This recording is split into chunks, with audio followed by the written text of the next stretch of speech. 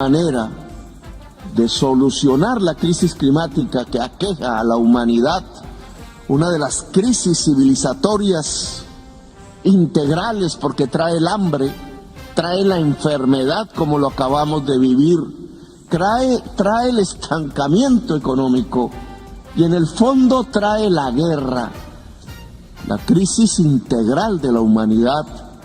Esa crisis climática no se soluciona sino dejando de extraer el petróleo, el carbón y el gas. Qué curioso que un presidente que se llame Petro le quiera hacer tanto la guerra al petróleo, ¿no? A ver, ¿por dónde empezamos? En Colombia se está haciendo debate básicamente por todo. Las reformas del presidente Petro lo que han logrado en definitiva es lograr dividir al país, ¿sí? No solo la de la salud, no solo la de educación, no solo cualquier reforma que ustedes piensen está generando debate, pero sobre todo la cuestión de la explotación de petróleo y la industria energética está en un punto muy importante. Básicamente, incluso antes de ser presidente en su campaña, Petro prometió que iba a poner a Colombia en una posición de alta responsabilidad con el cambio climático y el cuidado del medio ambiente, dejando también claro que en su administración se iba a reducir o casi que eliminar la explotación de petróleo en Colombia. Esto ha sido más que rectificado en los últimos meses, ya que efectivamente tanto él como la ministra de Minas han declarado no solo nacional sino internacionalmente que ya no va a haber nuevos contratos de exploración de petróleo. A ver, vamos a abordar este tema porque es muy complicado, en especial que la industria petrolera en Colombia ha tenido una historia bastante curiosa. Básicamente esta industria empezó en 1918 y cuando inició, claramente como cualquier industria, no tenía mucha rentabilidad. Y no fue así hasta 1951 que Laureano Gómez nacionaliza a la enorme y gran industria que todos conocemos aquí en Colombia llamada Ecopetrol para que pueda impulsar, pueda tener más recursos y más fuerza productiva. ¿Qué es lo que pasa? Que esto hizo que Ecopetrol tuviera mucha fuerza en este sector, lo cual hacía básicamente un monopolio, porque la competencia era casi nula. Básicamente la competencia petrolera, las industrias que querían entrar al sector en Colombia, para poder entrar tenían que trabajar con ellos y aliarse, porque si no, no había otra manera. Tanto así que básicamente en esa época la distribución de sus ganancias era 20% para el Estado, 40% para Ecopetrol, y el inversor nada más se quedaba como con el otro 40%. Esto cambia más o menos en el 81. Ecopetrol se le atribuye un poco más de coste a la exploración, pero realmente esto no cambia hasta el 2003, cuando llega el que todos ustedes ya saben, el Lord Voldemort de Colombia, Álvaro Uribe. Porque él llega y crea la Agencia Nacional de Hidrocarburos, lo cual hace que también se le quite bastante participación en la industria Ecopetrol y sea más fácil para la competencia venir a generar nuevos contratos de producción de petróleo aquí a Colombia. Se disparó muchísimo la industria, lo cual es muy bueno porque le dio la oportunidad al país de avanzar en un montón de cosas, nos daba más músculo financiero, pero al mismo tiempo, sin darnos cuenta, resultó en otro problema, y es que nos vimos muy dependientes del petróleo y esta industria, tanto así que ahora que se está planteando esta nueva reforma y esta nueva transición, hay mucha incertidumbre y mucho miedo, porque básicamente las cuentas no dan. Como para que se den a la idea, hasta el año pasado teníamos como 330 contratos de exploración de petróleo. Y lo que quiere Petro es transicionar esta industria para las energías limpias y el turismo en un plazo de más o menos 10 años. Esto tiene muchas complicaciones y muchos problemas. Empecemos porque de por sí esta industria aporta demasiado al país. Demasiado. O sea, el 40% de importación y exploración de petróleo dependen de este sector. O sea, el 40% de ingresos de dólares que ingresan al país dependen de este sector. El 20% de los ingresos fiscales vienen de este sector. Y las regalías del país básicamente tienen una representación en el sector del 76%. Sin mencionar que básicamente dependemos de estos recursos de esta industria para generar nuestra propia energía. Que hoy en día, recordemos, hay una guerra básicamente en Rusia y Ucrania, obviamente por muchas razones, pero una de ellas es el tema de la independencia energética, ¿no? En solo 2022 el aporte de esta industria al país fue de 72.7 billones de pesos. Lo cual también es importante recalcar que en este mismo año la demanda de petróleo creció en un 14%. Más, este sector genera más o menos como 270.000 empleos. Ecopetrol, el solo Ecopetrol genera como 120 millones de ingresos. Y el aporte fiscal, esos 7.7 billones de pesos hacen un aporte fiscal de casi 7.5.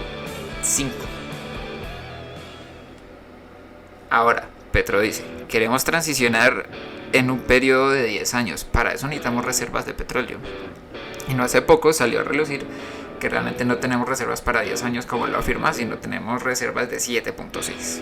Básicamente, como venía diciendo, la idea es muy bonita, el cambio suena bien, en especial porque lo estamos haciendo en pro del planeta, pero las cuentas no están dando.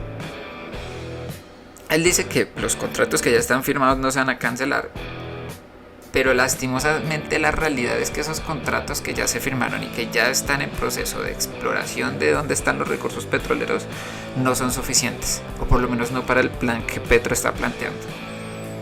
Como ya mencioné antes, necesitamos gas y petróleo para el sector energético. Ahora, ¿qué pasa? Si dejamos de producir nosotros nuestro propio gas y nuestro propio petróleo, para suplir la demanda energética que tiene el país tenemos que importar esos recursos, e importarlos va a ser mucho más caro que producirlo nosotros mismos, sin mencionar que aparte de todo la importación, adivinen claramente de qué país vendría, sería nuestro país vecino, Venezuela. Ahora, muchos estarán escuchando y están pensando, entendemos que hay dificultades respecto a este problema, pero esto lo estamos haciendo porque el cambio climático es una realidad y hay una necesidad no solo de Colombia, sino básicamente de todos los países del mundo que este problema se solucione y cambie. Ahora, si tú revisas los datos, encontramos varios problemas en ese aspecto. Primero que todo, la industria petrolífica de Colombia solo aporta un 0.58% de gases de efecto invernadero al planeta. Solo 0.58%. O sea, si el día de mañana Colombia deja de tener mucha fuerza en esta industria, tampoco va a representar un cambio muy significativo en lo que el medio ambiente del mundo en general se refiere.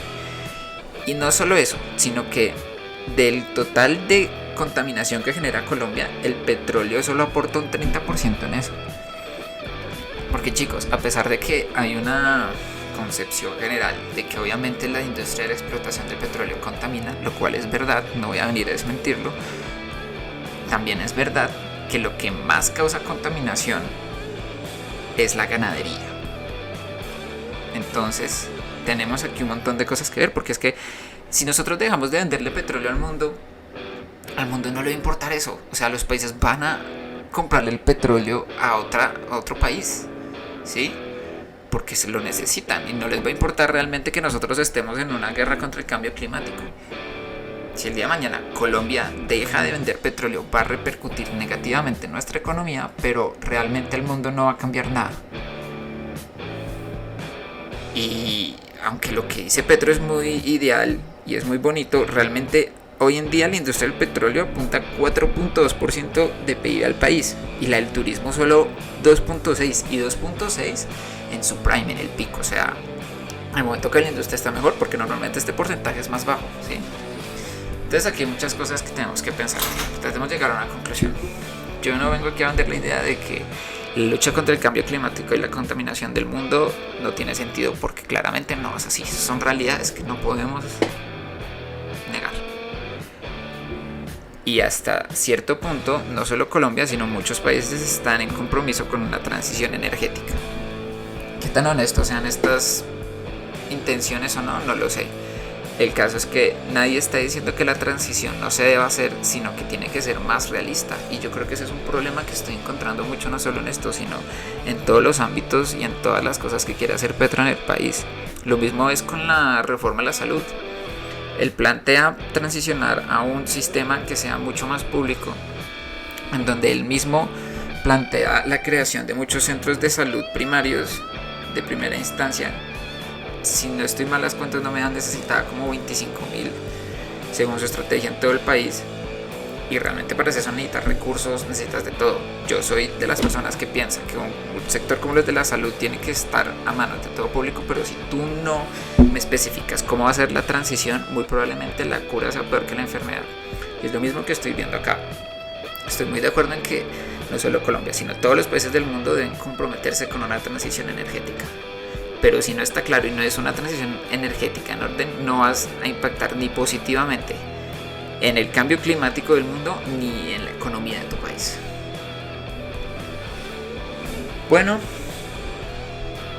creo que eso es todo por hoy. Es un tema un poco complicado, seguramente estaremos hablando de muchas más cosas que se vendrán en este gobierno y en el país y en el mundo. Muchas gracias por ver este video. Déjanos tu like, tu opinión, me encantaría escucharla y nos veremos en un próximo video. Hasta luego.